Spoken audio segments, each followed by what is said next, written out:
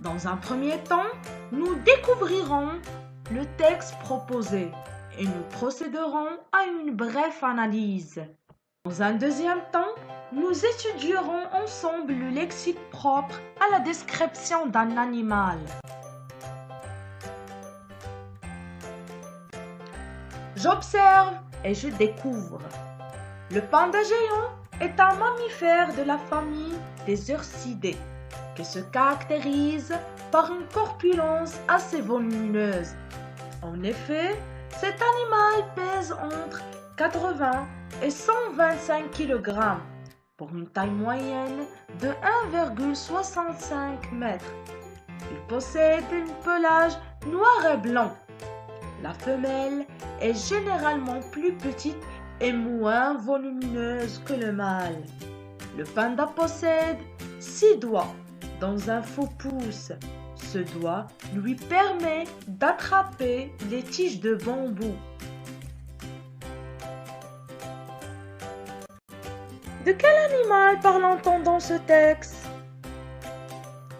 À quoi servent ces mots soulignés?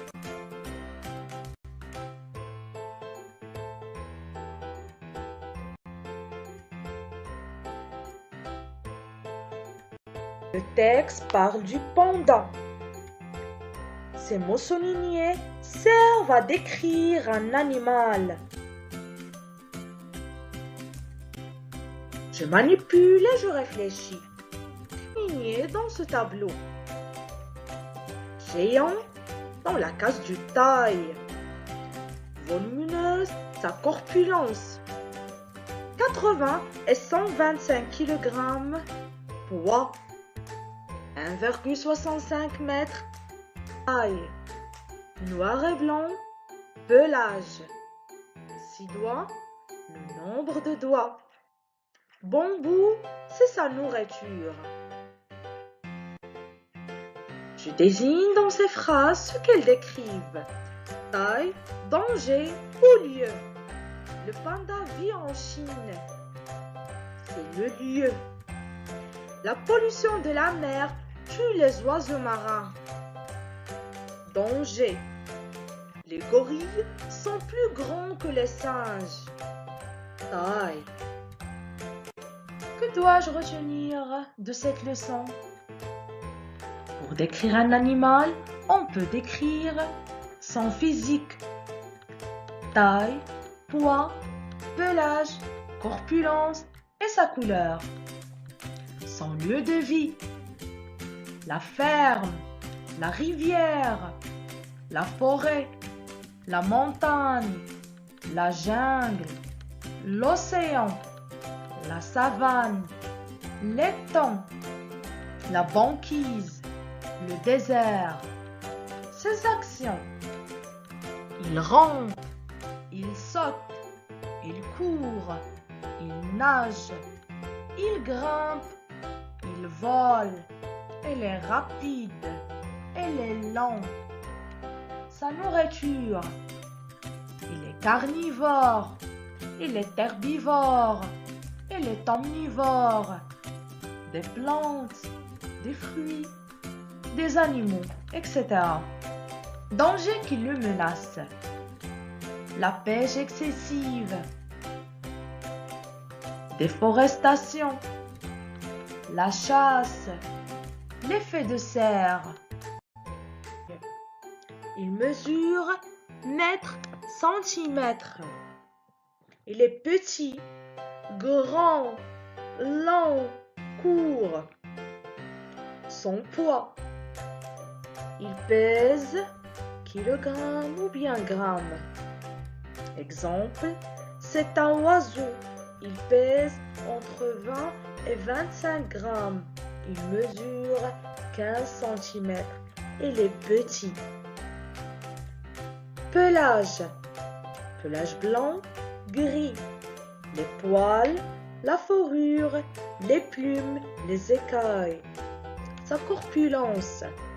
Il est fin, arrondi, anguleux, élancé, minuscule, etc.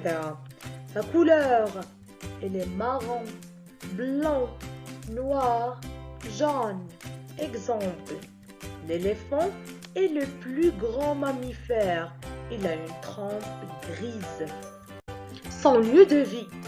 L'animal peut vivre dans la forêt, l'étang, les champs, le désert, la rivière, le jardin,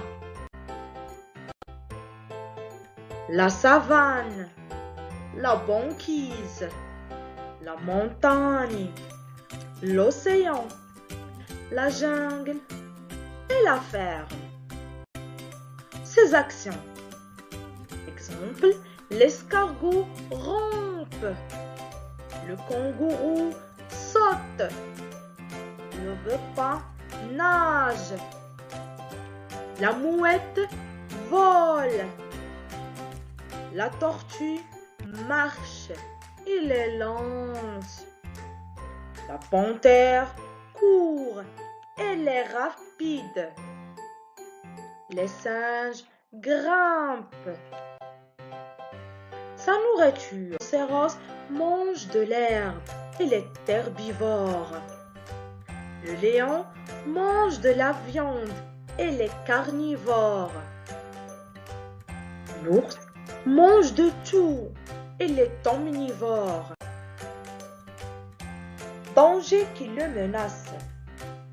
La chasse, la pêche excessive, la pollution, le réchauffement climatique, la déforestation.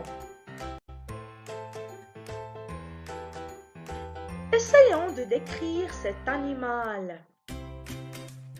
C'est un lapin. Il est noir et blanc. Il a 2 longues oreilles. Il a les yeux noirs et des moustaches courtes. Il a une petite queue. Il saute et il mange des carottes.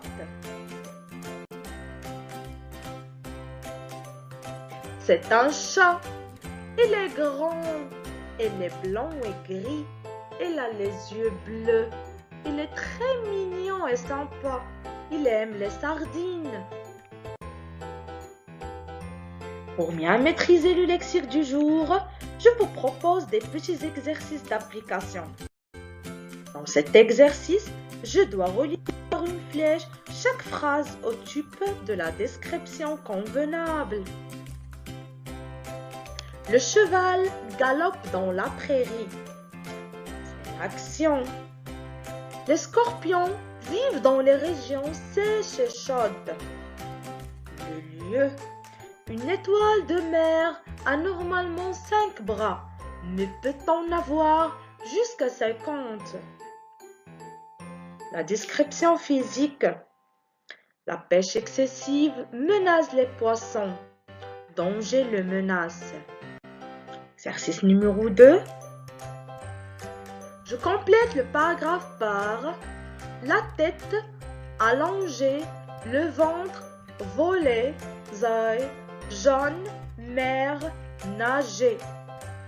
Le manchou est un oiseau marin qui a un corps de forme allongée, de couleur noire sur le dos et la tête, avec une marque jaune au niveau du cou, tandis que le ventre est blanc.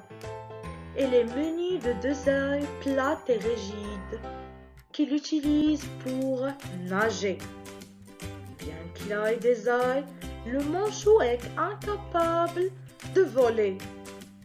Il vit la plupart du temps en mer ou à proximité de la mer et des courants froids.